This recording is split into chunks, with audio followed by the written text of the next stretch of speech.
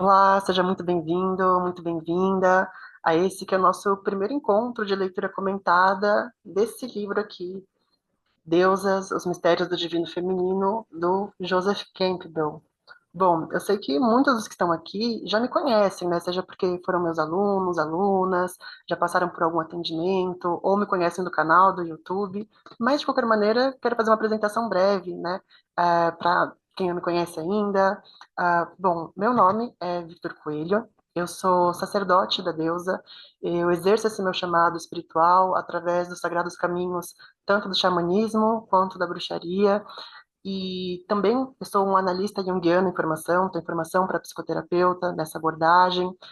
Eu trago esses elementos, né, logo na minha apresentação, porque de alguma maneira eles vão refletir dentro do nosso encontro, né? Pretendo trazer alguns ensinamentos dessas tradições espirituais a qual eu sigo, né?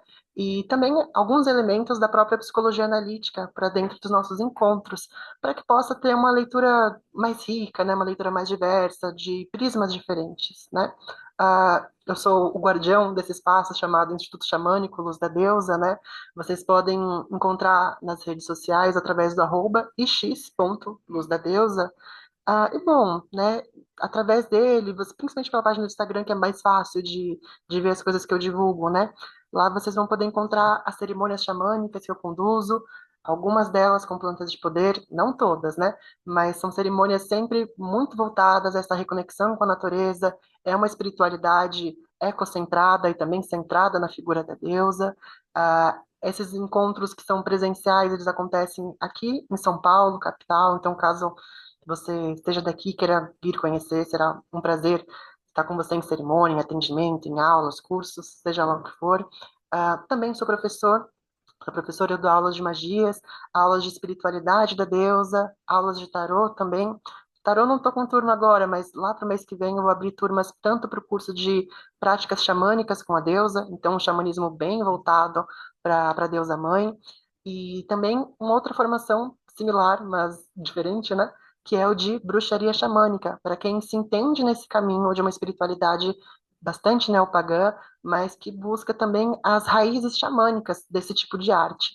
Então, caso tenha interesse nesse curso ou em outras formações que eu disponibilize, dá uma olhadinha lá nesse arroba que você vai conseguir encontrar muito mais informações.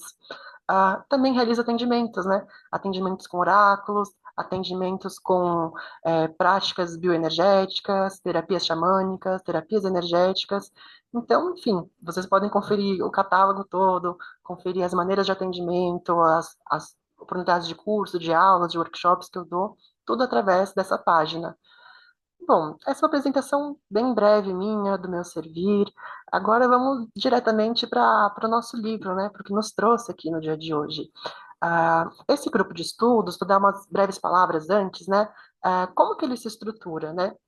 Então, uma vez por mês, nós nos encontramos aqui via Zoom para realizar a leitura de um capítulo. Então, agora em fevereiro, a gente está lendo o capítulo 1, março, o capítulo 2, e assim vai indo até o final do ano, né?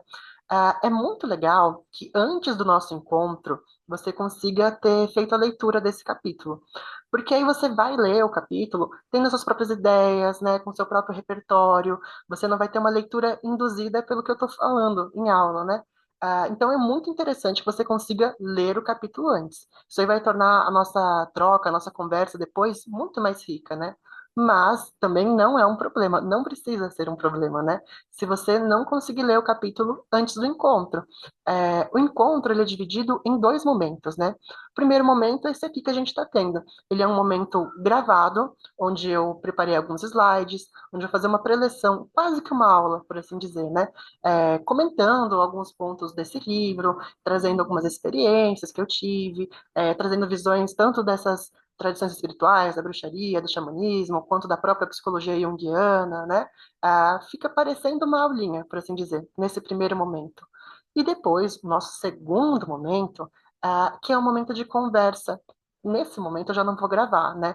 Tanto para preservar a intimidade de cada um dentro das partilhas que a gente faz, né, para que isso não fique registrado na internet, mas também um outro aspecto muito bonito, né, é de honrar quem está presente.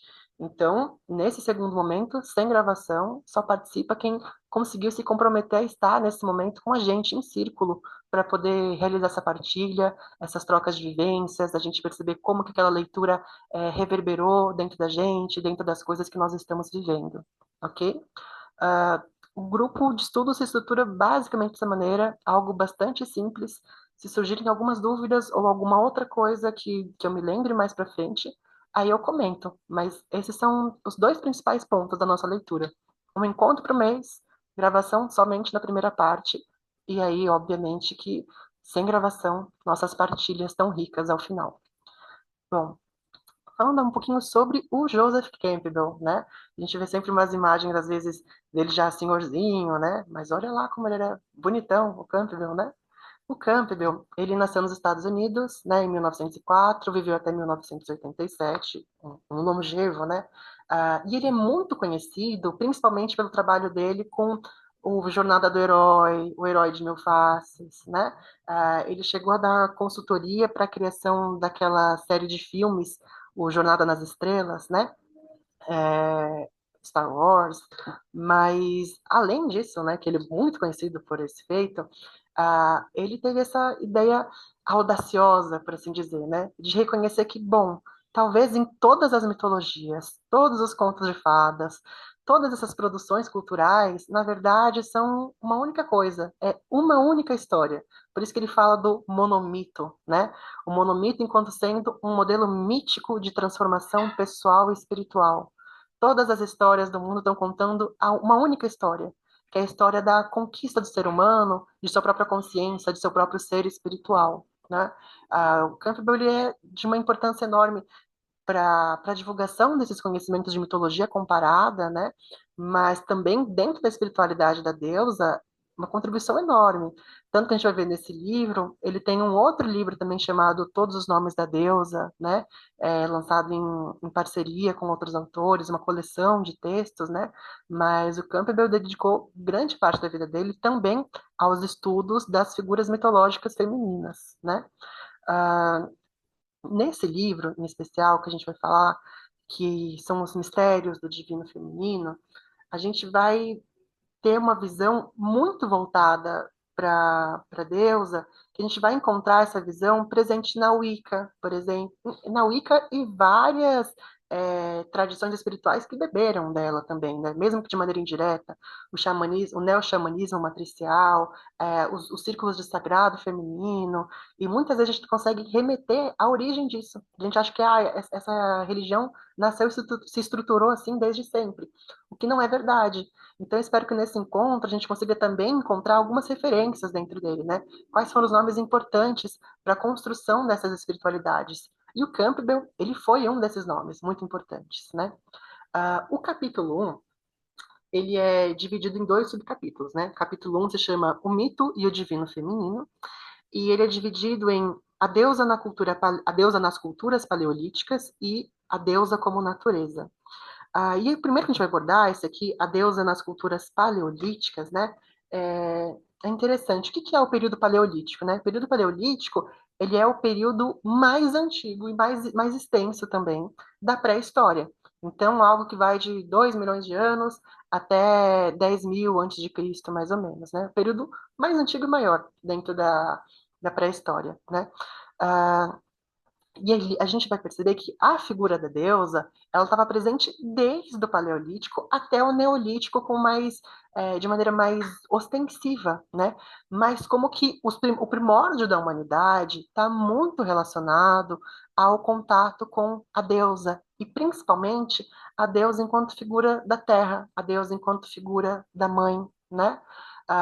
Nós temos aqui diversas estatuetas, muitas delas até têm gravuras na própria essa edição da Palas Atena coloca, né, algumas gravuras em preto e branco dessas imagens. Mas trouxe aí coloridinho como foto para vocês verem, né, diversas representações da deusa que foram encontradas é, por aí, né, principalmente no sul da Europa. Tem umas aqui também da Turquia, né, mas enfim, região ali da Europa, da Ásia, né, essas estatuetas que são pré-históricas, algumas delas datam de 30 mil anos antes de Cristo, né? Outras de 10 mil anos antes de Cristo, mas a gente tem uma presença grande dessas figuras, desses ícones femininos.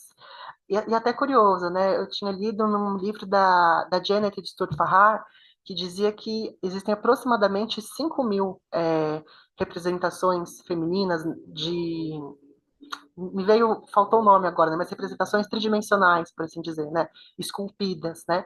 Cerca de 5.000 itens. Enquanto masculinos, era uma coisa que não chegava nem a 50, sabe? Era um número bastante desproporcional. Existem gravuras masculinas em paredes, em pinturas, né? Mas essa coisa de corporificar uma representação é muito presente no feminino, né? E aí, a gente vai perceber nessas imagens, alguma coisa elas têm em comum, né? Elas têm chega de uma maneira exacerbada as características ali do peito, né? Então, uma linguagem tosca, né? A gente vê ali deusas com peitão, deusas com bundão, com ancas muito largas, né? Deusas gordinhas. A gente está vendo uma série de características ali, de forma bastante estereotipadas, inclusive, né? Ah, que estão denotando que a deusa enquanto um símbolo de fertilidade, de amamentação, alimentação, gestação, né? É a capacidade tanto de doar a vida, quanto de sustentar, nutrir, alimentar essa vida. E vocês percebem que essas características presentes no feminino, né, também são presentes na própria natureza, né? A natureza é das coisas que brotam de dentro da terra, né? O nosso alimento que vem dela. Então, muito primeiramente, a imagem da deusa, a imagem do feminino, se associou à imagem da terra, à imagem da natureza. Então, esse tipo de representação é um testemunho dessa concepção da deusa Terra. A primeira imagem que se tenha registros, pelo menos, da concepção do feminino, da deusa, veio através da ligação dela com o corpo, com a terra, com a natureza, né? Então, existe aqui um próprio entendimento muito típico das culturas da deusa, que o corpo não é uma coisa ruim, que o corpo não é um pecado, que viver na matéria, né, que viver no mundo, não é um teste, uma aprovação, muito pelo contrário. O corpo é sagrado, a matéria é sagrada. Entendido que estar aqui é uma oportunidade única, né? Uma oportunidade de vida muito, muito, não vou nem dizer importante, muito bonita mesmo, né? Muito especial. Então, existe essa associação. O Campbell vai comentar também de maneira breve, né, mais quando ele está falando das iniciações já, que essa deusa, que ela é ligada à vida, ela é uma deusa também ligada à morte, né? Tanto que realmente a gente surge da terra e volta para a terra, né? Então a deusa também como sendo aquela que preside as iniciações. Tem um textinho, gente, de um outro livro, que é muito difícil de achar, mas tem PDF na internet, pelo menos, que é esse aqui, Todas as Deusas do Mundo, que ele também é do Joseph Campbell, ele organizando alguns textos, e ele organiza um texto da Maria Guimbutas, muito legal. E ele chega, a Maria Guimbutas, no texto dela, mostra como que essas imagens, elas eram vistas como monstruosidades, né? Porque eram imagens que não tinham um formato humano muito definido, né? É, se a gente vê essa imagem de baixo, né? Aliás, eu vou até aproveitar para falar um pouquinho das imagens, né? Essa primeira que vocês estão vendo, que é uma mulher entre dois leopardos dando à luz, né? Ela foi encontrada ali na Península da Anatólia, o que seria a Turquia hoje, por assim dizer, né? Essa imagem de baixo, assim, que está no meio, né? Muito bonita também, acho que é uma das minhas favoritas, difícil falar de favoritas, né? Eu gosto de todas. Mas essa muito do coração, que tem uma mulher segurando um chifre com 13 marcações, talvez seja uma referência ao período de fluxo menstrual, ou às 13 luas de um ano, mas enfim, essa representação ela foi encontrada, esculpida ali no sul da França, né? Essa daqui de baixo eu não vou me lembrar, mas se eu não me engano também é naquela região da Eurásia, né? Que a gente reconhece assim só as ancas, né? E essa aqui a maior em destaque na direita, né? É a mais conhecida, a Vênus de Ullendorf, né? Que também é uma das imagens mais antigas que tem de representação da deusa. E muitas vezes essas imagens foram vistas como sendo grotescas, monstruosas. A própria Maria Reguembutas, ela vai trazer no texto dela, chamado A Vênus Monstruosa da Pré-Histórica, ela diz o seguinte: Observe as partes acentuadas do corpo. A grande vulva em relevo, o ventre grávido, o traseiro pretumberante, não existem braços e a cabeça não tem feições. É uma verdadeira monstruosidade em termos de normas estéticas modernas, mas, com certeza, transmite a sua mensagem simbólica. A vulva, o ventre, as nádegas exagerados, asseguram a continuidade do conceito popular de uma imagem da deusa que cria a partir do próprio corpo. Ou seja, demonstrando que eles conseguiram expressar uma mensagem através dessas representações exageradas. Ah, Mais para frente, o Campbell prossegue com uma teoria dele que é muito interessante, né?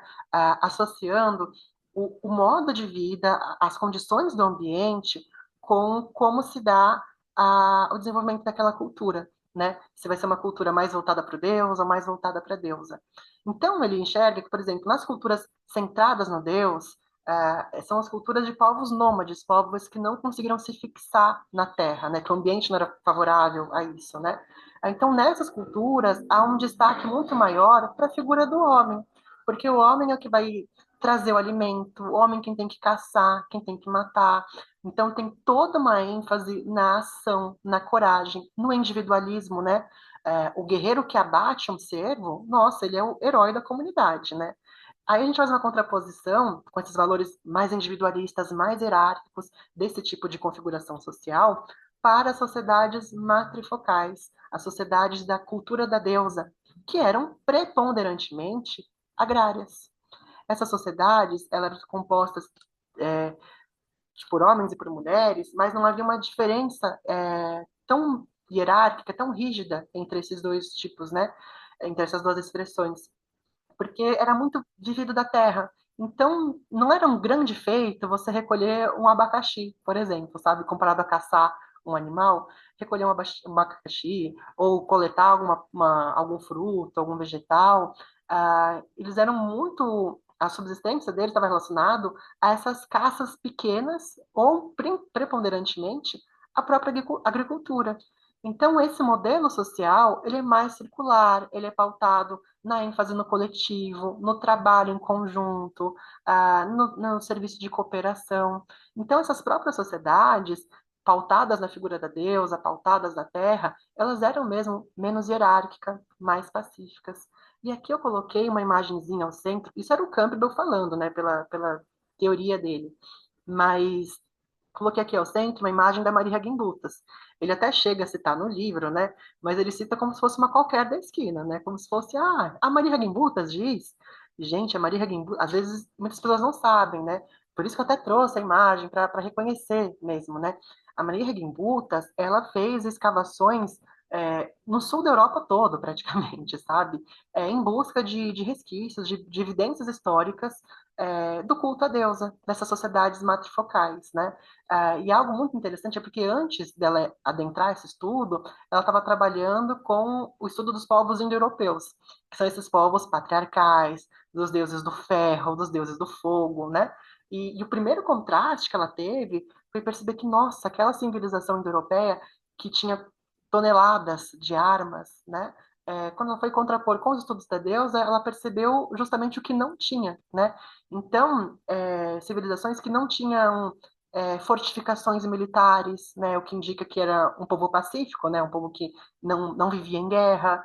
Ela percebeu a ausência de instrumentos militares mesmo, de armas, né, indicando novamente esse caráter mais pacífico. Uma riquíssima produção cultural, artística, né, indicando também um direcionamento de espírito para isso, né, para a questão da beleza, do trabalho manual, da inspiração artística. As culturas da deusa preservam muito forte essa questão da arte, e também a olhar os cemitérios, né?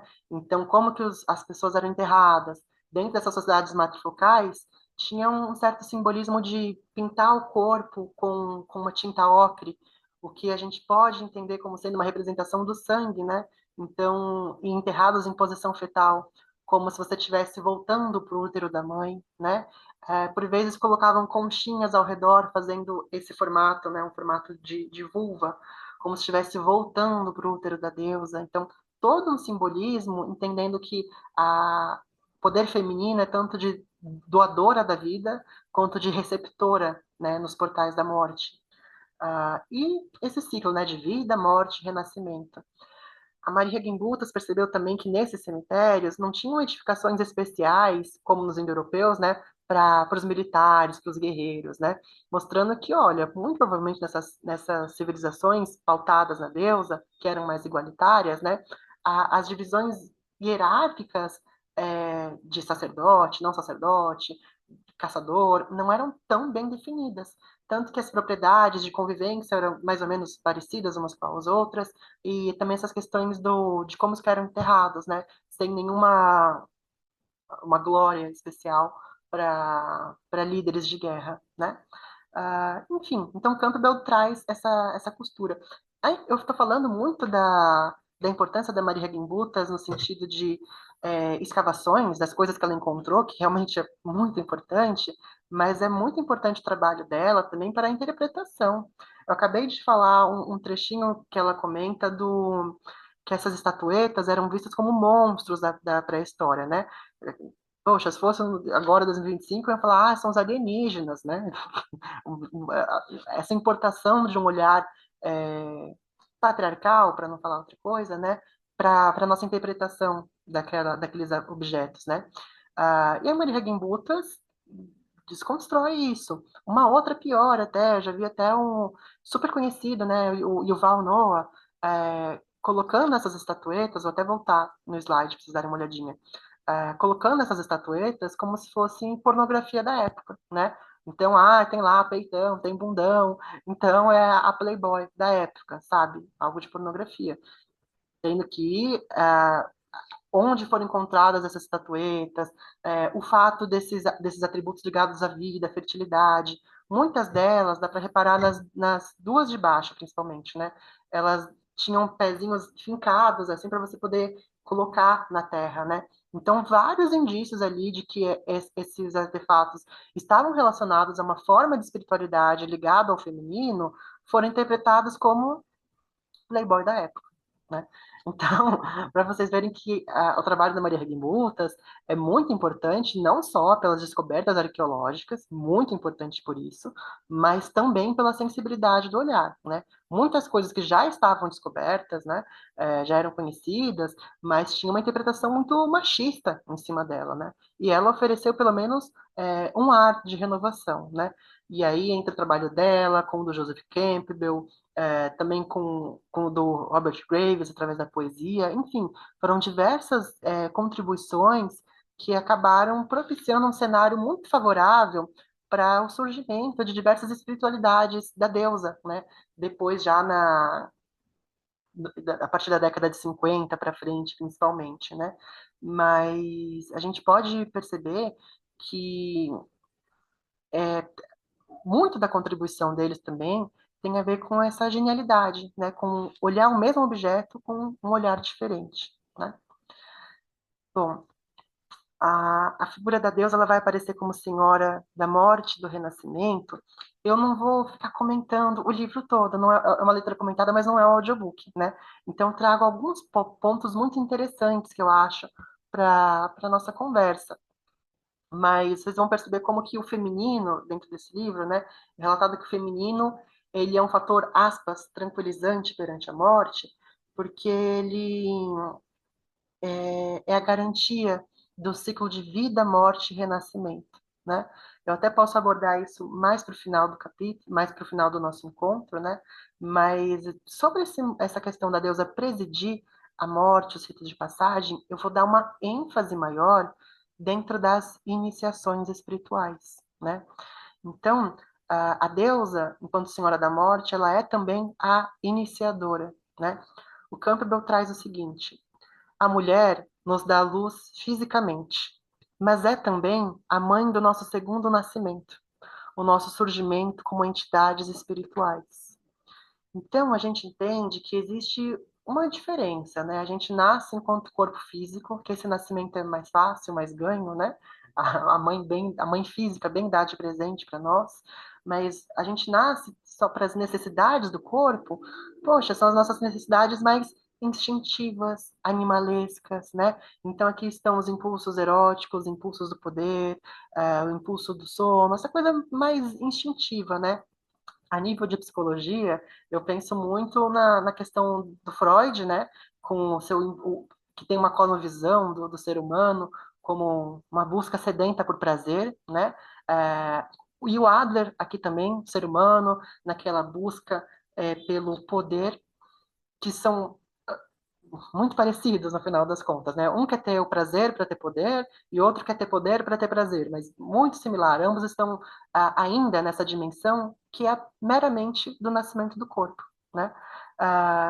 Mas existe também o nosso nascimento enquanto entidades espirituais, né? Quando a gente ganha também uma percepção, um nascimento metafísico, um nascer para além do corpo. Nós ganhamos a noção de um objetivo espiritual, de uma vida imaterial e uma existência que é essencialmente humana e mística. O Campbell vai definir essas iniciações junto ao culto à deusa, né, como uma transformação dos filhos da nossa mãe terrena na transformação de filhos da mãe cósmica, da grande mãe, um estágio de ampliação de consciência.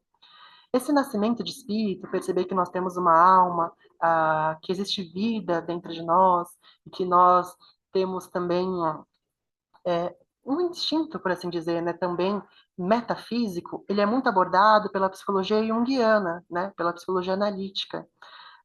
Nesse sentido, eu trouxe uma palavrinha do próprio Jung para a gente conversar mais para frente, que o Jung vai chamar de individuação, esse processo de jornada de nos tornarmos nós mesmos, né? Mas o Campbell, ele vai dizer, num outro livro, né, que é A Jornada do Herói, que é o Herói de Mil Faces, ele diz o seguinte: a função primária da mitologia e dos ritos sempre foi a de fornecer os símbolos que levam o espírito humano a avançar, opondo-se àquelas fantasias humanas constantes que tendem a levá-lo para trás. Ou seja, essas figuras todas, né, mitológicas e também relativas à deusa, elas estão elas exercem um papel de expansão de consciência, né, para que a gente também não se perca em fantasias, em algumas é, ilusões. Eu posso até falar um pouquinho mais para frente sobre esses aspectos, mas o que eu queria trazer é que são forças, essas forças da mitologia, dos deuses, das deusas, são forças propulsoras da nossa alma, né? São forças propulsoras para que a gente tenha esse ancoramento, esse despertar de consciência, né? No próprio, eu tenho a versão antiga desse livro, né? Que é uma da capa azul. E aí eu tirei esse trechinho lá da página 20 ou 21, não me engano. Mas lá, logo em seguida, ele diz o quanto que, no nosso contexto atual, né, o quanto de neuroses que surgem justamente porque a gente não tem mais essas referências, né, que nos auxiliam a fazer esses ritos de passagem. Então, a falta desse apoio que antes era dado por um viés espiritual acaba resultando numa série de indivíduos neuróticos, adoecidos psiquicamente, egocêntricos, né? Você não nasceu para não nascer para mãe do universo significa não se responsabilizar com o cosmos, não se responsabilizar com o outro, responsabilizar apenas com o eu, né? Ah, Nesse sentido, né, do sofrimento que também ocasiona, dessas neuroses que eclodem na nossa sociedade, o Jung vai dizer que nós entramos, sim, num sofrimento psíquico, mas que muitas vezes esse nosso sofrimento psicológico é porque nós estamos criando barreiras, resistências ao nosso processo de individuação, que numa linguagem espiritual se assemelha muito ao que eu comentei do nascer enquanto espírito, né? A individuação é essa jornada para nós nos tornarmos quem nós realmente somos. E aqui são todos atributos metafísicos, né? Se esse chamado de alma ele é ignorado, ele para o Jung, né, ele vai encontrar essas manifestações, seja na ansiedade, na depressão, nas crises existenciais que nós enfrentamos, né? Também na somatização de doenças, porque ali a nossa própria psique ela está sendo forçada a permanecer no que é conhecido, sem nenhuma expansão, né? Uh, Existem diversas consequências, né, de não passar por essas iniciações, né? de não passar por esses processos de ancoramento, de despertar da consciência, de crescimento dela, né? Mas eu coloquei aqui como piadinha, né? O Ilhados com a Sogra, mas quem assistiu super vai entender o que eu tô falando, né? Ali nós temos vários exemplos de homens que não nasceram enquanto filhos do mundo, né? Mas o que que acontece, né? Ah, quais são as consequências de não passar por uma iniciação? A primeira que eu vejo é essa falta de maturidade, a falta de sabedoria, né? Existe até a figura do puer dentro da psicologia analítica, né? Que seria um adulto infantilizado. Vamos começar por essa definição, assim, né? Mas adultos infantilizados que não conseguem assumir responsabilidades, né? Eu trabalho muito com mulheres, né, no final do dia. Então, eu vejo que sempre que eu vou falar dessa questão da falta da maturidade, do adulto infantilizado, muitas apontam, né, tipo, poxa vida, fui casar com um assim, como é difícil encontrar. É verdade. Se a gente for perceber, até mesmo para os homens, o que que é o se tornar adulto para ele? Qual que é o rito de passagem que a gente tem hoje? É tirar a carteira do carro? É, é perder a virgindade? O que que é o rito de passagem? O que que ele tem enquanto construção de, nossa, agora eu tenho que me responsabilizar não só por mim, tenho que responsabilizar também pela minha família, também pelo que eu estou construindo. E, nossa, se o cara tiver um insight, tipo, opa, eu faço parte do mundo e o mundo faz parte de mim, também tenho que me responsabilizar por ele, já é um grande sonho, né? Mas enfim, para vocês perceberem o papel importantíssimo dessas iniciações, que elas vão acontecer não só dentro da espiritualidade, também acontecem lá, né? Mas esse instinto de iniciação, esse impulso para a individuação, ele é inato a todo ser humano, né? Fuga de responsabilidade com o mundo. Acho que eu já comentei bastante sobre isso, né? Às vezes só se importar em si mesmo, no seu próprio prazer, no seu próprio poder, e não estabelecer relações pautadas em parceria, em colaboração, ou em legado, mas no sentido mais amplo, menos egóico, né? Ah, então, a gente encontra muito isso também dentro da política, né? Fuga de responsabilidade com o mundo, tanto por parte de quem está elegendo as pessoas, que, enfim, né? Mas eu vejo muito da tendência, as pessoas estão sendo eleitas, não só hoje, isso não é uma coisa moderna aqui, sou fruto do meu tempo, né? Mas eu vejo quanto que no próprio aspecto político mesmo, né?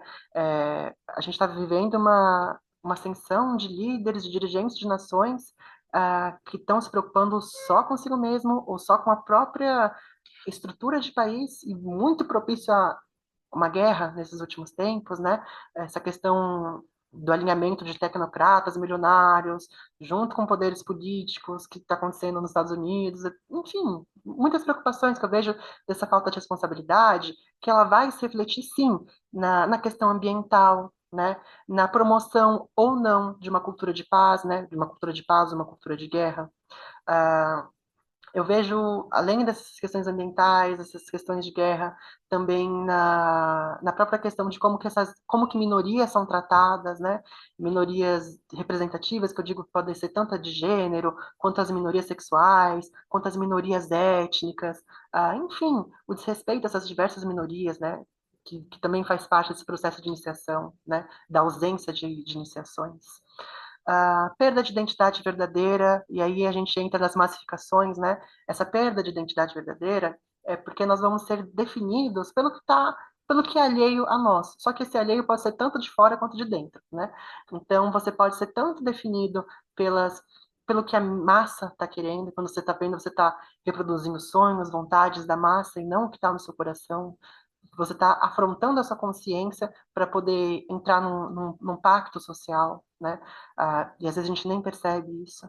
Então, essa perda de identidade pode sim se dar pelas massas, pelo redor, né? Pelo consumo distorcido, né? De mídias de massa, mas também acontece por dentro, né? No Ilhados com a Sogra mostra muito isso. A perda da identidade de vários homens lá porque não conseguiram superar os próprios traumas da própria infância, né? Traumas de relação com a mãe, de relação com o pai, tudo isso ali também aprisionando aquele ser naquele momento. Então, há uma perda de identidade. Você pode se tornar tanto fruto dos desejos externos, sociais, coletivos, quanto um fruto dos desejos apenas ali da sua família, ou das dores que você sofreu, né? E deixando de lado o que tem de profundo, de verdadeiro dentro da sua alma, que é esse nascimento em espírito promovido pela deusa, né? fragilidade diante das crises, e também uma certa insensibilidade, né? E aqui sim eu não gosto, né, dessa questão estereotipada, né? Isso é do feminino, isso é do masculino. Acredito que isso está em potência, tanto feminino quanto masculino, está em potência dentro de todos os seres. Mas dentro da configuração atual que nós temos, né, a iniciação, e principalmente as iniciações relacionadas ao caminho do feminino, estão muito ligadas ao contato com as nossas emoções, com a nossa sensibilidade. Por vezes a gente não percebe, mas a sensibilidade ela é um canal de comunicação. Tanto que você percebe que o outro está triste e isso te afeta de alguma maneira, te traz informações daquilo, a sensibilidade é uma maneira, é um canal de comunicação físico, mas também é um canal de comunicação espiritual. Muito da nossa conexão com o divino, com os deuses, com a deusa, não se dá no nível racional. Se dá num nível que é intuitivo, que é emocional, que parte de outros tipos de sensibilidade, né? Ah, por isso que, como eu disse, né, a iniciação, ela não ocorre necessariamente pelo viés religioso, espiritual. É que, como a iniciação, essa sensibilidade, ela está muito ligada a uma maior sacralização da vida, é difícil, né? Porque ela está ligada à sacralidade, a tornar sagrado algo. Então, por vezes, eles se misturam, mas não necessariamente. Não necessariamente. Eu trouxe aqui um exemplo do Campbell também no livro O Herói de Mil Faces, tudo bem? Aqui, não me engano, eu não me lembro qual página que era, mas eu lembro com certeza que era lá da página 20 da minha edição, né, que é o capítulo 1, que ele mostrava a respeito de um rapaz que não era em contexto religioso, foi num contexto mais psicológico, como estava acontecendo essa iniciação, né? O Campbell vai dizer o seguinte: o simbolismo perene da iniciação é produzido espontaneamente pelo próprio paciente no momento de sua emancipação.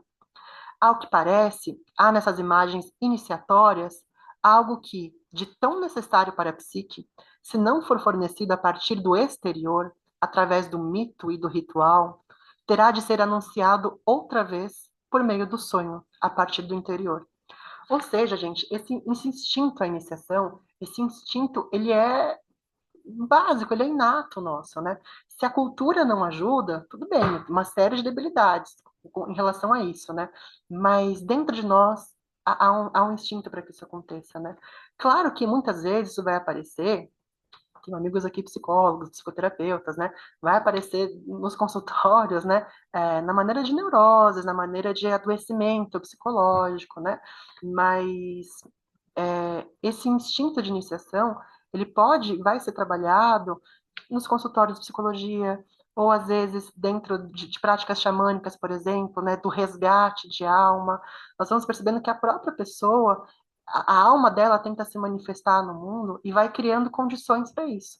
Mesmo que ao nosso primeiro entendimento, aquela condição possa parecer não muito favorável, né? Seja por um adoecimento psíquico, seja pela somatização de alguma doença no corpo físico mesmo, seja pelo acontecimento de eventos repetitivos na vida daquela pessoa, seja por sincronicidades que podem até mesmo ser infelizes sincronicidades, né? Mas desde dentro existe esse chamado da nossa alma para que ele ancore nesse mundo, né? Então, dentro desses aspectos de iniciação, a gente pode de nascimento de alma, a gente pode e deve perceber através de nós mesmos. Então, a gente pode começar a ter alguns indícios disso, né? Quando a gente se sente, por exemplo, atraído por um caminho, mesmo que seja uma explicação que não seja muito lógica, né? Muitas vezes esse chamado que a gente tem, que a gente fala que é um chamado espiritual, né? Ele não vem de um pensamento racional, né? Ele vem de uma sensação de pertencimento a algo maior, né? Ah, muitas vezes a gente entende esse chamado também como sendo algo relacionado à nossa profissão, né? Então, que tem um chamado, uma vocação para ser professor, para dar aula, e tá tudo bem, tá tudo lindo, né? Mas esse chamado de alma, é importante que ele passe pela nossa profissão, mas é um chamado que ele vai perpassar tudo na nossa vida. ele vai perpassar a nossa profissão, a nossa vida afetiva amorosa, a nossa sexualidade, vai perpassar as nossas amizades, a nossa maneira de entender o sagrado, de se relacionar com os deuses, de se relacionar com a natureza, né? É um caminho, um chamado espiritual muito abrangente, né? Ah, e a gente e seria interessante que tivesse associado à profissão, mas nem sempre. Por exemplo, vamos supor que eu estaria dando uma aula aqui para vocês, né? No sentido aula acadêmica, assim mesmo, né? Eu preciso sim dos recursos físicos, meus materiais, né? Pegar aqui computador, microfone, eu estou utilizando o meu veículo físico, né? Eu preciso também do meu veículo mental, né? Então, eu preciso de ter entendido, lido o livro, entendido, absorvido, estruturado em tópicos para repassar para vocês. Plano mental, isso aí até o chat GPT pode fazer por nós. Mas eu posso também acrescentar o meu espírito dentro disso, minha alma, minha vocação aqui dentro. Então, esse tipo de chamado para um caminho espiritual, ele pode se manifestar em todos os setores da nossa vida, em todos os setores da nossa vida, não apenas no trabalho. Se vier no trabalho também, melhor ainda, né? Mais abençoado se torna. Ah, essas missões espirituais, esse chamado, esse parto da nossa alma, ele também pode aparecer quando a vida nos empurra mesmo para alguns desafios. Muitas iniciações são situações difíceis, a gente passa e sobrevive e sai maior lá na frente, né? Então, algumas pessoas elas parecem ser levadas para situações que nos, nos destravam para algumas transformações, e essas transformações nos colocam a serviço do outro, a serviço do coletivo, a pessoa cresce como ser humano, cresce em consciência, né? Ah, então, pode acontecer também por aí. O próprio Campbell fala no Herói de Mil Faces, né? Tudo começa com essa chamada ao desafio, né? A chamada a uma nova aventura, que a gente às vezes pode recusar ou pode aceitar, né? Mas a vida mesmo empurra situações para que a nossa alma se manifeste no mundo, né? Para que a gente passe por essas iniciações. Ah, essa nossa missão também está relacionada a coisas que nós fazemos com paixão, que nós fazemos com entrega, né? Então, frequentemente ela está ligado a um sentido profundo de realização de alma, não apenas uma realização dos prazeres do corpo ou os prazeres mentais, é uma realização mais de sentido de vida, de profundidade, né? E também a gente deve levar em conta da questão da vida empurrando a gente, né? As sincronicidades, os sinais do destino, né? Então, o universo colocando várias pistas também, né? É, ao longo do caminho, é, do que a gente deveria fazer, do que a gente deveria seguir, do que reverbera com a nossa alma, né? Então, seja por encontros ou algumas leituras, como a gente está fazendo aqui agora, né? Se você chegou a esse campo, se algo nele te chamou, te atraiu para esse tipo de pensamento, né? Ou, enfim, alguns eventos que se encaixam na nossa vida de maneira mágica, são também indícios desse nosso chamado de alma, da alma querendo ser parida para esse mundo, né? Eu lembro muito de um poema da Cecília Meirelles, acho que é o Cântico 24, se eu não me engano, né? Que ela diz algo como não diga não chame apenas de pai e mãe aqueles que te deram a vida em corpo. Igualmente são seu pai e sua mãe aqueles que te deram a vida em espírito, né? Então pessoas que chegam na nossa vida trazendo esse despertar de consciência, né? Esse despertar para uma missão, esse despertar para um coletivo, esse despertar para, nossa, eu tô na vida e a vida também está dentro de mim, né? Como que eu vou perpassar esse mistério da existência também atribuindo significado, né? Um outro colega, namoradinho do Campbell, brincadeira, né? Outro estudioso, amigo do Campbell, parceiro, né? É o Mircea Eliade. E o Mircea Eliade, ele dizia que sagrado é a arte de dar sentido, né? E essas iniciações são iniciações de dar sentido. E é um sentido metafísico, é um sentido espiritual, é um sentido místico de unidade com o divino. E a gente vai até falar um pouquinho mais sobre esse aspecto de união com o divino no próximo subcapítulo, né, que é a deusa como natureza. Mas dentro da própria iniciação, existe essa questão de perceber que nós somos também símbolos. Nós temos essa aparência física, mas estamos representando algo. Existe uma ideia por detrás de nós. Existe uma mensagem atrás de nós. E a iniciação é justamente um período de fazer o parto dessa iniciação, fazer o parto dessa contraparte invisível, né? É, toda iniciação é uma morte e renascimento, né? Então é morrer enquanto uma camada egóica, às vezes talvez até superficial demais, e renascer de maneira mais profunda, renascer trazendo a comunicação de algum valor, de alguma ideia metafísica, de alguma ideia espiritual, né? Ah, e nós não passamos apenas por uma iniciação na vida, né? A gente passa por várias, várias e várias, diversas iniciações. Afinal de contas, a vida é iniciática, né? Mas eu gostaria que você aproveitasse desse primeiro capítulo, né? O entendimento das iniciações. Que você parasse para pensar o que que a iniciação ocupa na sua vida. Será que você já passou por alguma iniciação? Será que você deseja passar por alguma iniciação? O que que você imagina que seja isso, né? Nascer para mãe carnal, morrer para mãe carnal e nascer como filho da mãe cósmica, da mãe do universo, né? E levar em conta também isso que eu falei, né? De nós nos enxergarmos também enquanto símbolos, né? Nós somos representantes de ideias, de virtudes espirituais, de energias do cósmicas, né? De energia dos deuses. Quais tipos de energia que estão ali latentes, né? Que estão em semente dentro do seu coração, que estão esperando para serem paridas, né?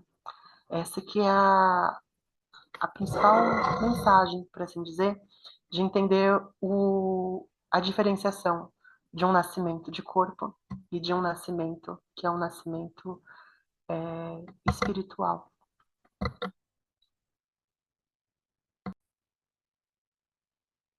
O segundo subcapítulo desse primeiro capítulo é a deusa como natureza. E aí a gente vê essa visão do Campbell que ela é um tanto psicologizante, mas enfim.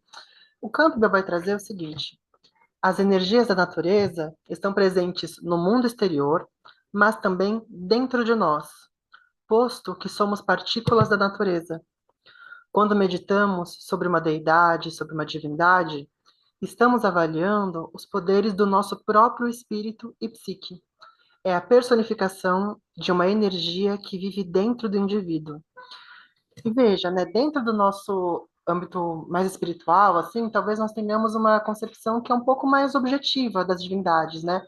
A gente pode pensar numa divindade Afrodite, por exemplo, né?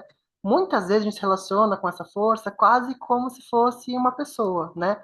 Onde a existência dessa divindade independe da minha percepção, onde essa divindade ela tem seus próprios gostos, tem suas preferências, tem suas rusgas, então, a gente pode ter uma percepção também que ela é um pouco mais objetiva, aquele ser como sendo é, também uma maneira de existência que não está relacionada necessariamente com a minha psique. Mas ainda assim é interessante levar essa percepção do Campbell em consideração, porque mesmo que essas divindades sejam entidades objetivas, toda percepção que nós temos, ela ainda assim se dá pela nossa própria experiência psíquica.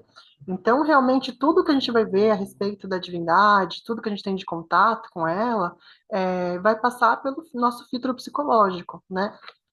E aí, o Campbell vai prosseguir, né, nesse subcapítulo, falando um pouquinho sobre a visão dele do mito, da religião, como que ele compreende isso, né? Tem uma frase dele até bem peculiar, né? Onde ele diz que uma religião é uma mitologia mal compreendida. A gente pode entender que, dentro da visão que ele está propondo, o mito ele é uma verdade simbólica. O que isso quer dizer, né? Se eu falar para você, por exemplo, poxa, você é uma rosa, você vai me entender. Poxa, eu estou falando que você tem uma beleza, uma harmonia, uma inspiração muito harmônica, que é muito agradável, né?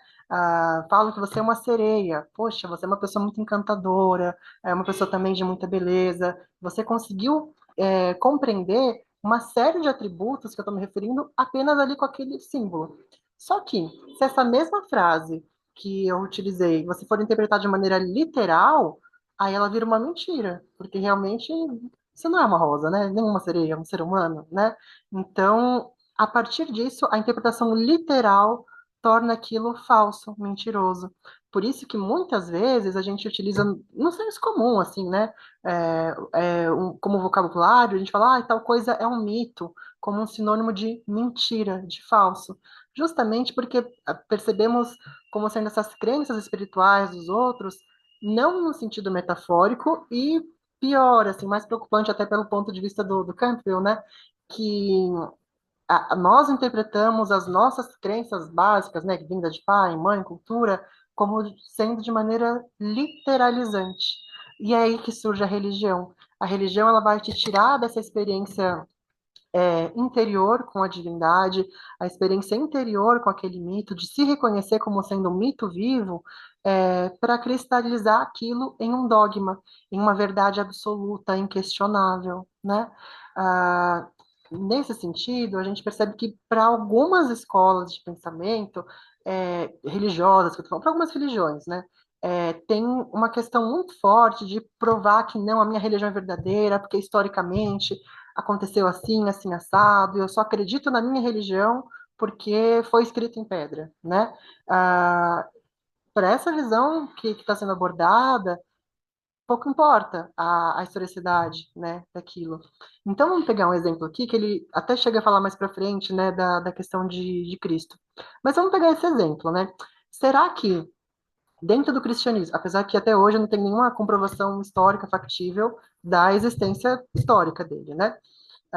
Vamos supor que fique comprovado por A mais B que não, nunca existiu, foi uma história e tudo mais.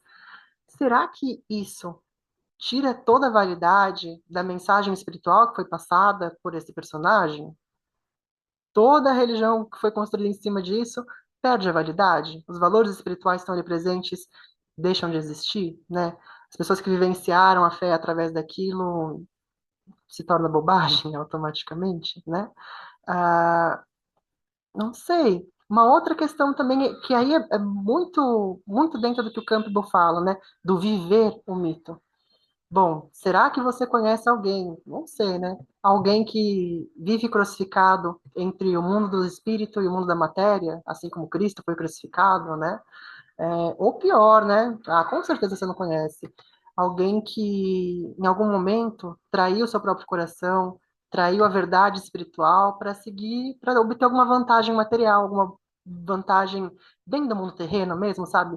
Seja para obter um status maior, seja para obter prazer para o corpo, ou qualquer outra coisa mais mundana, assim como Judas. Nunca fez isso, né? Nunca passou por isso. Enfim, vocês percebem como que nós vivenciamos os mitos, né? Poxa, independente se Jesus existiu ou não existiu, naquele momento que você tem um ato de compaixão e de dar outra face, pouco importa. Ali você está vivendo o mito de Jesus. Jesus está vivo com você ali naquele momento. Isso serve para todos os outros mitos, né? É, os mitos do rei Arthur, por exemplo, que tem uma atitude muito nobre, íntegra, também rei Arthur está vivo ali com você. E tanto faz se rei Arthur existiu mesmo, enquanto uma figura de carne e osso, né? Esse que é o poder do símbolo, do metafórico, né? Ele tem uma contraparte de existência que se justifica já nesse plano sutil, nesse plano espiritual, no plano das ideias, no plano das essências, né? Ah, Dentro da perspectiva que, que a gente vai entender tanto por esse livro, quanto também na abordagem junguiana, né? É que a gente pode perceber que essas forças que estão retratadas nos mitos, e aqui no nosso caso, as deusas, né? Elas são energias que são possíveis de encontrar dentro de nós. Acabei de falar do exemplo de Cristo, que lá no finalzinho, deixa eu ver, página 50, né? Que ele fala sobre que São Paulo diz, né? Já não sou eu que vivo, mas é Cristo que vive em mim, né? Muito bonito, né? Inclusive.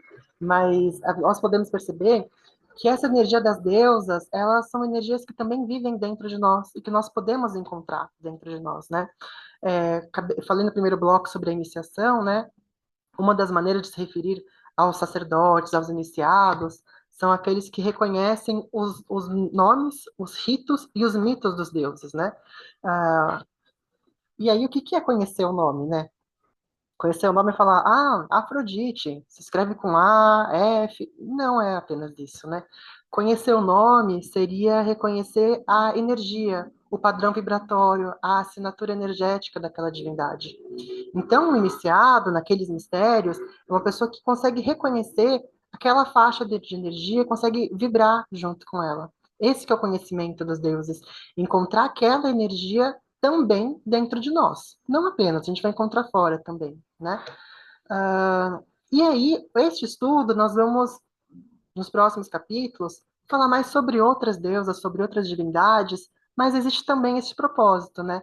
De nós, através das histórias das deusas, entrarmos em contatos com uma parcela do que é o nosso próprio mistério, do que é a nossa própria essência, daquilo que habita dentro de nós, da nossa natureza interna.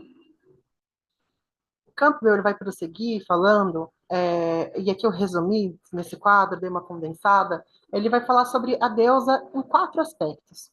O primeiro é aquilo que a gente já conversou sobre a deusa no Paleolítico, né? A primeira representação da deusa, ela era muito ligada ao corpo, ao poder da terra, a esse poder de doação e sustentação da vida, né? Esse ciclo de vida, morte e renascimento, né? Muito bem representado pela figura da Pachamama, de Gaia, Mãe Terra, né? E existe esse aspecto. Existe um segundo, que é a deusa enquanto um princípio feminino.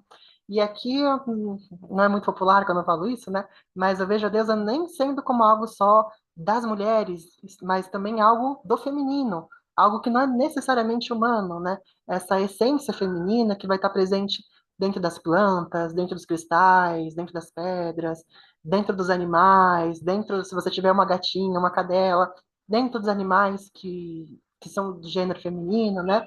Mas além disso também existe uma outra camada mais profunda, né? Tudo que está fora também está dentro.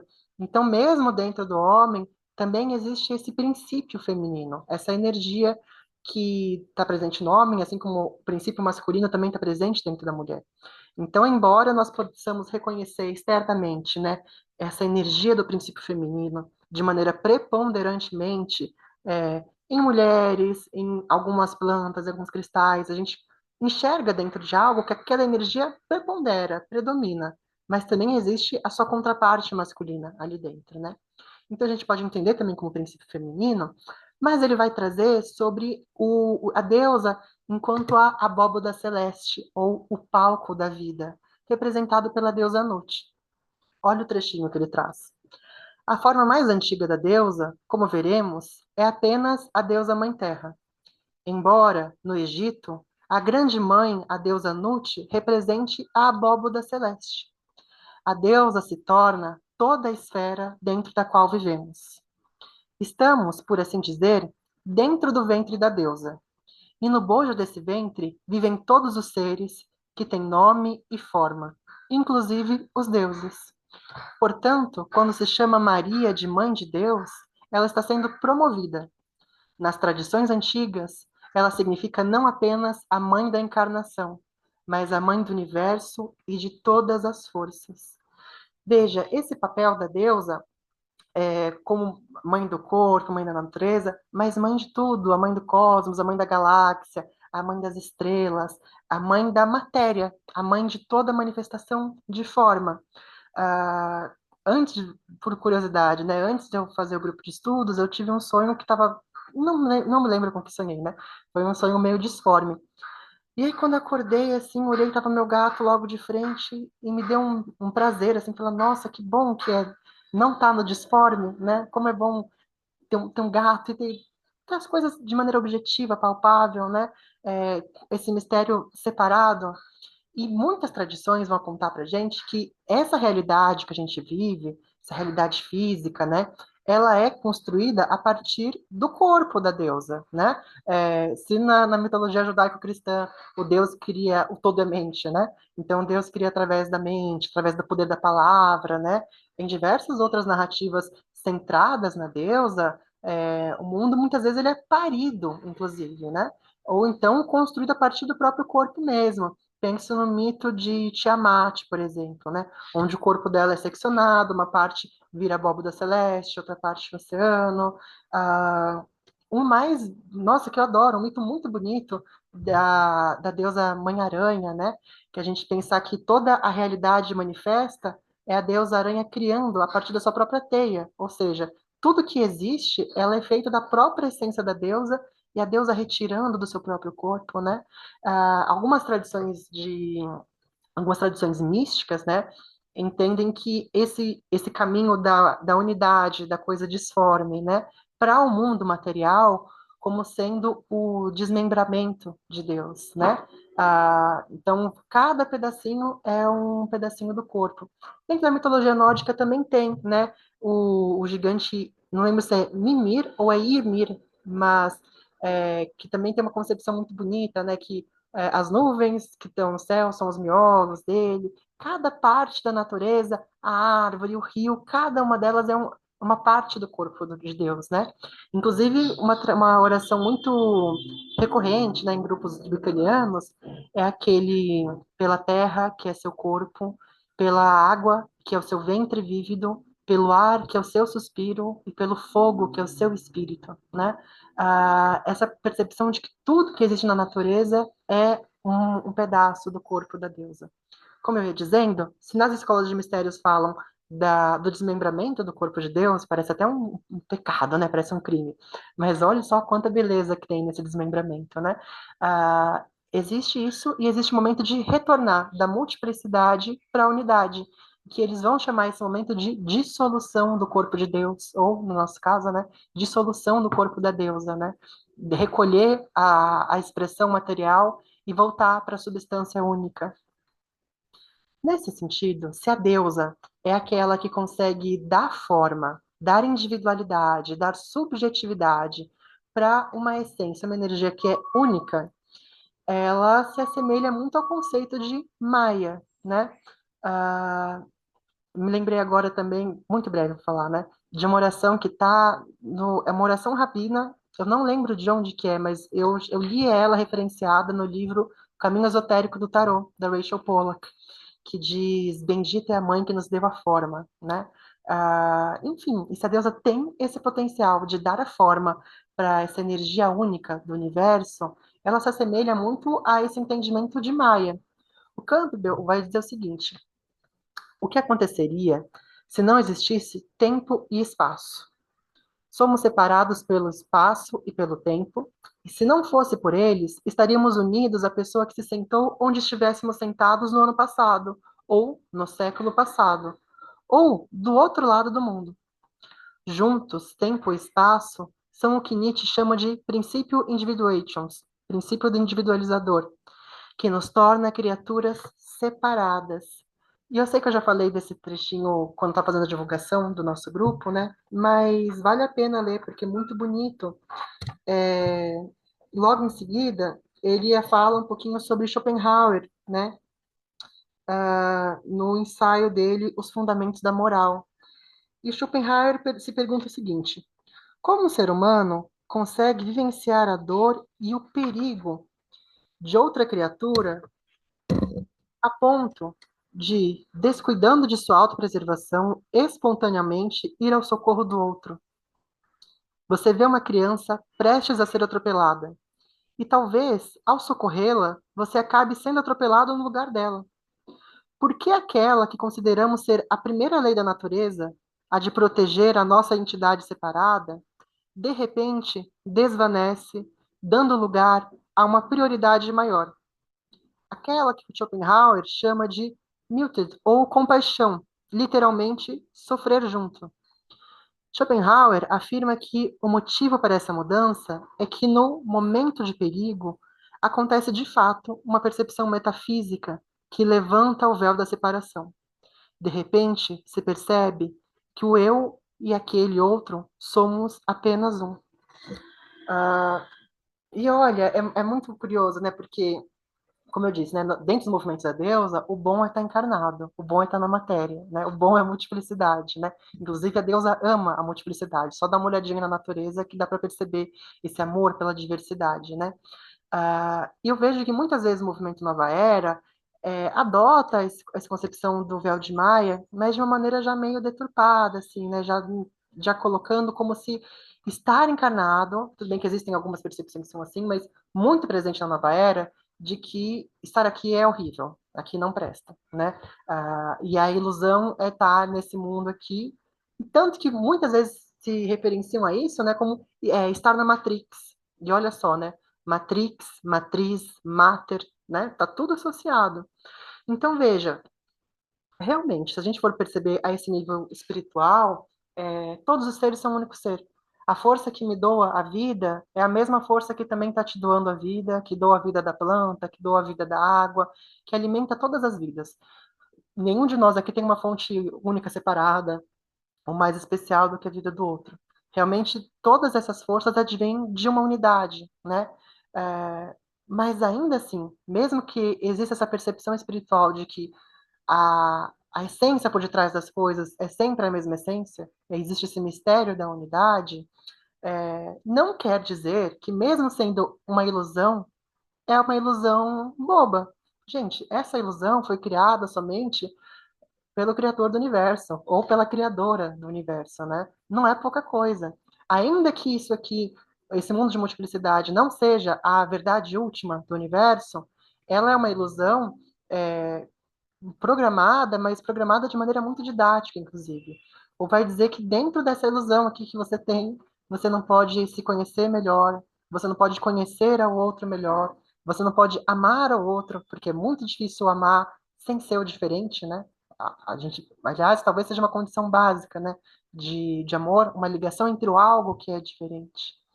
Então, esse mistério de estar encarnado, ele pode ser considerado um presente, não como uma ilusão a si próprio, né? A gente comentou agora há pouco sobre como que a vida entrega situações para gente, algumas sincronias, algumas coincidências, pessoas que entram na nossa vida e que trazem lições valorosíssimas para nós, né? Que trazem aprendizados incríveis. Então, quando a gente entende a vida como sendo didática, a vida não que está nos aprisionando aqui só para a gente sofrer, mas escola de Gaia, enquanto uma oportunidade de aprendizado, nós revisitamos muito, né, o sentido que nós damos para a encarnação. Claro que também tem aquele colorário xamânico, né, que diz que o mundo é aquilo que você pensa que é.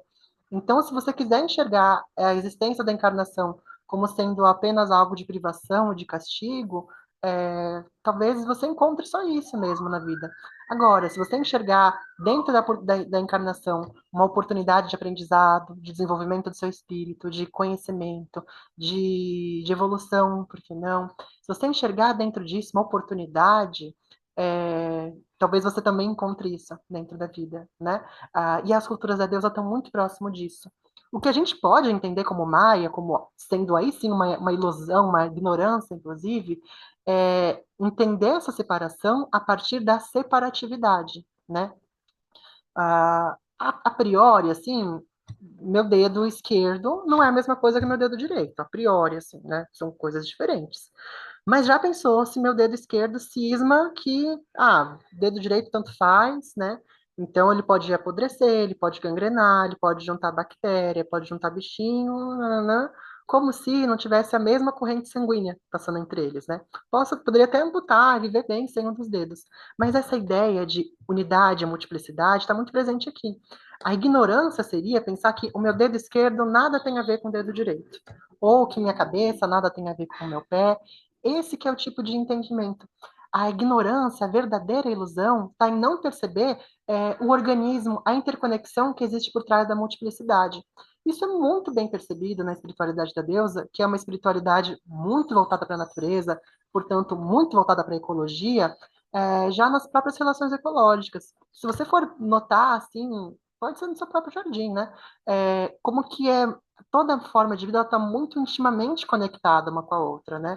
Vocês devem bem saber que se as abelhas forem extintas, acabou a vida, né? Não só para a humanidade, vai é, toda uma galera junto por essa ameaça à biodiversidade, porque não vai ter a fertilização, a fecundação de plantas, né? De flores e, portanto, de frutos, de alimento. Então, uma única espécie afeta todos nós. Mas nós sabemos isso também quando um rio passa por uma enchente muito grande, Ou igual Mariana, que aconteceu também de soterramento do rio, poxa vida, além do impacto mais básico primeiro, né? Então, de pessoas que perderam suas casas, da fauna, da flora que foi totalmente prejudicada. Anos depois a gente teve um surto, eu não lembro se foi de malária, de febre amarela, mas enfim, veja lá, né?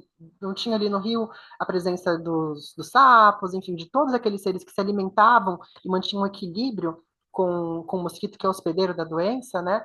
É, acabou com o predador natural dele, e aí tivemos um surto, um pico, porque vários desses insetos infectados começaram a se espalhar, né? Então, para a gente perceber como que toda a vida está muito conectada, não tem como eu falar, eu não tenho nada a ver com a espécie da abelha, por exemplo, né? Toda a constituição da vida está intimamente ligada uma com a outra. Ah, e dentro da cultura da Deus, a gente não nega isso. Ou seja, a gente não nega a unidade que existe por detrás das coisas. Mas é possível encarar toda essa multiplicidade como sendo um presente da deusa, né?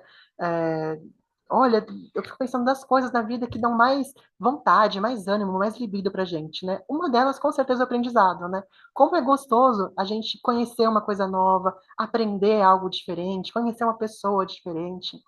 A gente pode pensar na manifestação do universo de maneira tão múltipla, como sendo esse presente também, né? De você poder estar sempre conhecendo o mistério do outro, conhecendo, perceber que o seu mistério é diferente do mistério da pessoa que está ali do seu lado, o mistério que está no alecrim é diferente do mistério que está no manjericão, que é diferente do mistério da maçã, que é diferente do mistério da rosa, que cada um possui um segredo por si próprio, possui uma diferente energia, a mesma essência vai se arquitetando de maneira diferente dentro de cada forma de existência, né? Ah, nesse sentido, o Campbell então sintetizou o feminino nesse capítulo, né, como sendo a Terra, o princípio feminino, o palco da vida, onde tudo acontece, né? Toda essa materialidade, também como sendo Maia, né? Então as formas sensíveis, a limitação dos sentidos, a fronteira última da consciência no mundo, do tempo e do espaço. Ou seja, Deus enquanto um princípio individualizador também, né? A Deus enquanto essa presenteadora da forma, da individualidade e da subjetividade. O último tópico que eu queria comentar com vocês, referente a esse capítulo, é sobre o entendimento que ele tem do que seriam as tradições espirituais. Eu coloquei aqui algumas imagens, porque eu acho que toda tradição espiritual ela pode ser sintetizada, simbolizada nessas imagens, né? Que é a imagem da deusa amamentando uma criança, né? O Campbell diz o seguinte: em praticamente todas as tradições religiosas do mundo, o objetivo é que o indivíduo se coloque em harmonia com a natureza, com a sua natureza. E realmente, né, o intuito das religiões é nos fazer colocar em harmonia conosco mesmo, com o que está ao nosso redor, com os mistérios do universo, com o que há de divino. Eu trouxe aqui um trechinho de um outro livro, aqui também é edição antiga, né? Aquele O Poder da Bruxa, da Laurie Cabot. Muito bom esse livro aqui, né? É, bem antigo, eu sei que tem uma edição nova, bonitona, de capa dura até, né? Então dá para encontrar fácil em livraria essa edição nova. Na minha edição, é lá pela página 38, mas o importante é o que ela diz, né? A Laura estava se referindo sobre aquelas construções é, de aquelas construções de pedras, igual tem Stonehenge, né? Essa construção de diversos templos que existem, mas alinhadas com certas constelações, onde em determinadas estações do ano o sol bate certinho em algum lugar. Enfim, todo esse esforço de fazer construções religiosas alinhadas com forças cósmicas, né? E aí ela diz uma coisa muito interessante que cabe bem aqui, né? Ela diz: eles sentiram uma necessidade imperiosa de construir, mediante seu próprio trabalho físico, estruturas de terra que estivessem em harmonia com eventos celestiais. Eles entenderam intuitivamente que a harmonia e o equilíbrio precisam ser afirmados pelo esforço humano, que era responsabilidade deles expressarem e viverem de acordo com os padrões de harmonia que observam à sua volta. E é muito, muito curioso, né? A gente está vivendo um momento muito interessante, onde acho que nunca foi tão fácil se conectar, né? É, hoje em dia eu penso, poxa, a pessoa quer participar de uma cerimônia xamânica com ayahuasca, por exemplo, que é uma grande planta de poder, de expansão de consciência, né? De abertura de canal, de percepção. Poxa vida, ainda mais na capital, assim, capaz de qualquer dia da semana você conseguir encontrar um lugar para fazer isso. Ou então, com certeza, no fim de semana vai ter, né? Várias opções. Você quer ler um livro que te inspira, assim, hoje tem o PDF na internet, que te ajuda a se conectar. Você quer ter acesso a um mantra, uma oração, na palma da sua mão você consegue acessar em poucos segundos, né? Então, hoje, está muito mais fácil para a gente acessar essa conexão, né? A grande dificuldade é em manter, em sustentar essa conexão. Como é que a gente sai do retiro, né? Sai do retiro de ayahuasca e depois, e aí? Como que a gente vive a nossa vida depois disso, né? A dificuldade de sustentar esse tipo de vivência, de conexão e ancorar no nosso ser, né? Ah, aqui mostra o quanto que isso é um esforço ativo do ser humano, né? Eu falei algumas técnicas que, se a gente for olhar bem, né, podem ser mal utilizadas nesse sentido até de ser pacífico, né? Tipo, eu vou lá, a planta resolve por mim, né? E depois, e aí? E depois, né? Esse intuito que nós temos que ter de uma construção ativa, de conquista da nossa harmonia interior com a harmonia cósmica. Isso em diversas maneiras da gente realizar isso, né? Uma delas são as cerimônias, por exemplo, né? Nós ritualizamos as estações do ano, nós rodamos a roda do ano, né? Passando pelos portais de transição de cada uma das estações. Nós nos alinhamos com os influxos lunares, né? Lua crescente, cheia, minguante, nova. Ritualizamos esses para entrar em harmonia com esses fluxos celestes, com esses fluxos cósmicos, né? Ah, dentro desse próprio livro, ele fala sobre um momento em que o caçador vai lá comer, que mesmo o caçador, ele está só desempenhando um papel em harmonia com o papel celeste, o papel do sol, de vida, morte, renascimento, né? Então, essa é uma outra reflexão interessante também, né? Perceber que o ser humano, ele tem essa questão. Nós temos que trabalhar para manter a nossa harmonia. E veja só, né? O macaquinho já nasce sabendo ser macaquinho, o gato já nasce sabendo ser gato. O ser humano não nasce sabendo ser humano, né? A gente precisa de outras coisas. A gente precisa de filosofia, pelo menos, né? Por exemplo, para nos tornarmos ser humanos mesmo, né? Para não ficar só bicho. Então, a gente precisa de ter um esforço ativo dentro dessa harmonização, né? Existem diversas maneiras, mas seria muito interessante que você percebesse como que elas são vivenciadas por você. Como que essas maneiras de reconexão, de conexão com o cósmico, com uma harmonia maior, é vivenciada dentro da sua prática. Acabei de comentar algumas, né? Dos ritos de passagem, dos festivais sazonais, algumas pessoas através das práticas de oração, de sintonização, de todo um calendário sagrado.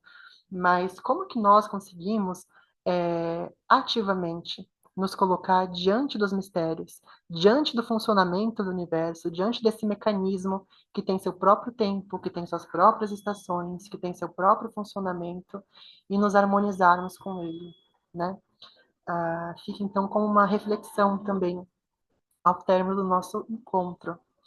No próximo encontro, a gente vai ler o capítulo número 2 dele no mês de março. Vai continuar sendo numa segunda-feira, através da plataforma do Zoom.